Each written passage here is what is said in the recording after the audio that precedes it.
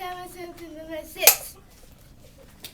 Welcome to another episode of The Blast is a Past. I'm your friendly TV reporter, Contrasting Visions, and I'm here tonight ringside to watch what is sure to be a knockout, drag-out fight for America's future between our two contenders, our Secretary of State, Thomas Jefferson, and our Secretary of Treasury, Alexander Hamilton. Yay! Well, we still have a few minutes before the opening round gets underway. Let's see what our grab brief word with our distinguished referee, Publius. Hello there. Well, if it isn't Contrasting Visions and PBTV, welcome to ringside. If you have a few minutes, PBTV would like your take on the upcoming match between these two worthy contenders. I'm glad to help fill in, but I can't tell you who will win because it's sure to be a close fight. I'm with you on that, but keep going.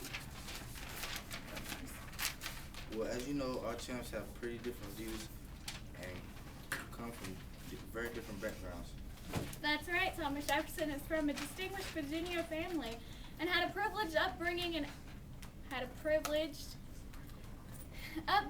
and education. He also wrote our Declaration of Independence when he was only 33. Alexander Hamilton was born on the Caribbean island of Nevis, an orphan at a very young age, 11 or 13. No one really knows for sure. He had to go to work as a clerk to support himself. He was so brilliant that his employer sent him to New York to go to college. While he was there, the American Revolution broke out and Hamilton never returned to the Caribbean. Is it true that he was General George Washington, if I may correct myself, personal aide? Yes, the two men were very close. So why are these very talented men going up against each other? Well, only they can say for sure. My opinion is that their different lifetime experiences led them to develop very different attitudes about government.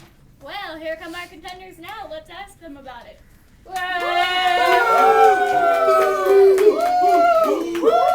Mr. Jefferson, sir. You suck. Hello. Can I ask why you were challenging Mr. Hamilton? I was thinking of the idea of strict construction. I don't particularly like government. To me, less is more. The elastic clause should be used on special occasions. America just got out from under the thumb of tyrannical government, and I'm not anxious to establish another. I believe loose construction would do that. I see. How else would you describe yourself? I'm a fan of the farmer. I sit head to a nation of small farms. We don't need tourists today. We're only making 40 goods too expensive to buy. We don't need large industry, and we don't need a national bank. Thank you for being so frank with me. Boo! Mr. Hamilton!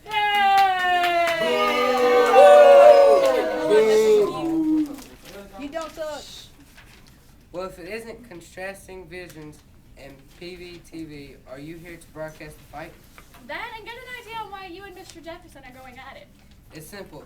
He wants our new country to stay in the Stone Age with this nation of farmers' consent. I want it to go forward. Otherwise, America will always be subservient to other nations. We need industry to end mercantilism. We need tariffs to help our new industry. And we need a national bank so that our government has a safe place to deposit and mint money. We need loose construction to attain these goals. I understand you are a champion of the elastic clause. That's right. How else can our government expect to solve future problems that we can't begin to hypothesize about today? Now that makes sense.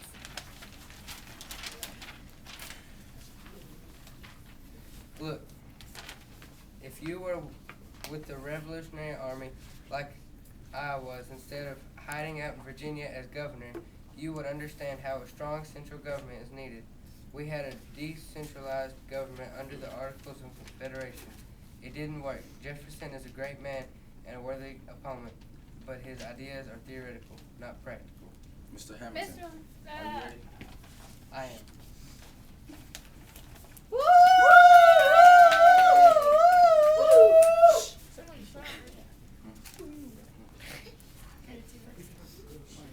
I just don't like the idea of a national bank, Hamilton. Contrasting Visions, you need this more than I do. Hey, whoa. Thomas, it is the only way we can take care of our Revolutionary War debt and put the nation to a sound financial footing. It will only make things too expensive for the farmers.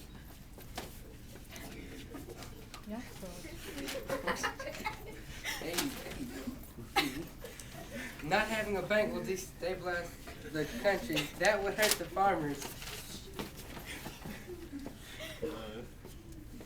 What would you trade for the establishment of a national bank?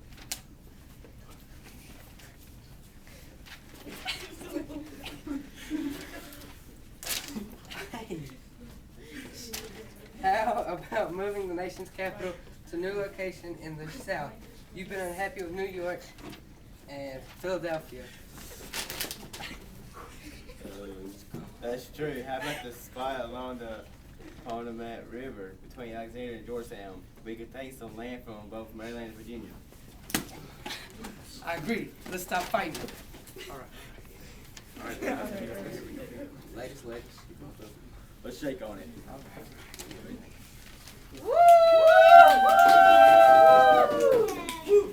I don't understand what just happened here. Jefferson and Hamilton just cut a deal, a national bank in exchange for the nation's capital to be located in the South. But who won the fight? I believe the American people did. Yay!